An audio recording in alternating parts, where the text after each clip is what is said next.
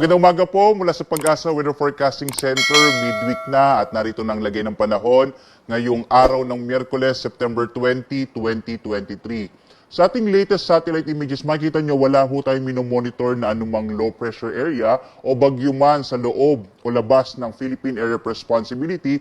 At ito pong Intertropical Convergence Zone, pag sinabi nating ITCZ, ito yung pagsasalubong ng hangin mula sa magkaibang hemisphere ang nagdudulot ng maulap na kalangitan, partikular na sa ilang bahagi ho ng Mindanao, lalo na ho dito sa may Davao Region, Zamboanga Peninsula at ilang bahagi ng BARM. Samantala ho, ito nga Kamaynilaan at itong bahagi ho ng Luzon at Visayas, inaasahan naman natin na medyo mainit pa rin yung tanghali habang mas malaking tsansa ng mga pag-ulan sa hapon hanggang sa gabi, dulot ho ng mga localized thunderstorms. At bagamat wala naman tayong minomonitor na low pressure area, inaasahan pa rin natin hanggang isang bagyo ho yung maaari pa rin mabuo o pumasok sa loob ng Philippine Air Responsibility hanggang sa pagtatapos ng buwan ng Setyembre. Itong bahagi, itong eastern section ng bansa, itong sa may bahagi ho ng Pacific Ocean, patuloy natin minomonitor dahil hindi natin inaalis yung posibilidad na magkaroon ng low pressure area dito sa may bahagi, silangang bahagi ng ating bansa.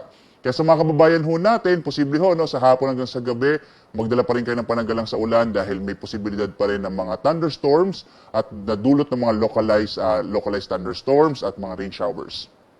Samantala, narito magiging lagay ng panahon dito sa may bahagi ng Luzon, malaking bahagi pa rin ng Luzon ang makararanas ng medyo mainit at tanghali habang mas malaking tsansa ng mga pulupulong pag-ulan, pagkilat, pagkulog, dulot ngayon ng mga localized thunderstorms.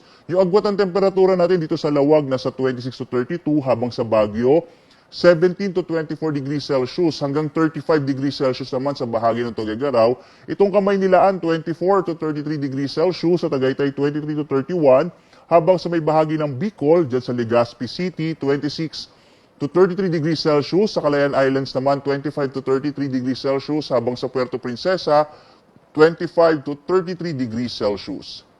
Dito sa may Kabisayaan, malaking bahagi din ng Visayas makararanas ng mga isolated rain showers and thunderstorms. Possible sa hapon hanggang sa gabi, habang agwat ang temperatura sa Iloilo, 25 to 32 degrees Celsius.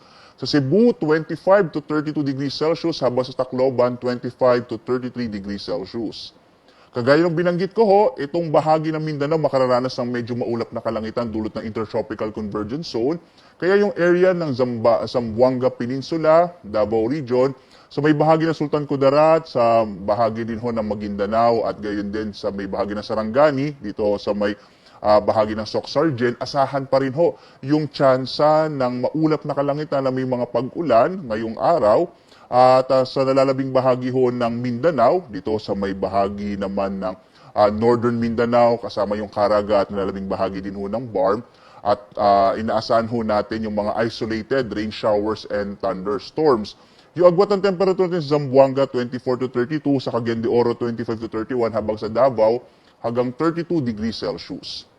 Wala pa rin ho tayong nakataas na gale warning. So, ibig sabihin, ligtas hong pumalaot yung mga sasakyang pandagat at malilit na mga bangka dito sa mga baybayin ng ating bansa. Pero tayo dito sa Pag-asa, patuloy tayo nagpapaalaala kapag meron ho tayong mga thunderstorms, posibleng biglang lumakas yung alon ng karagatan, dulot ng mga bugso ng hangin. Kaya iba yung pag-iingat pa rin ho para sa mga kababayan natin.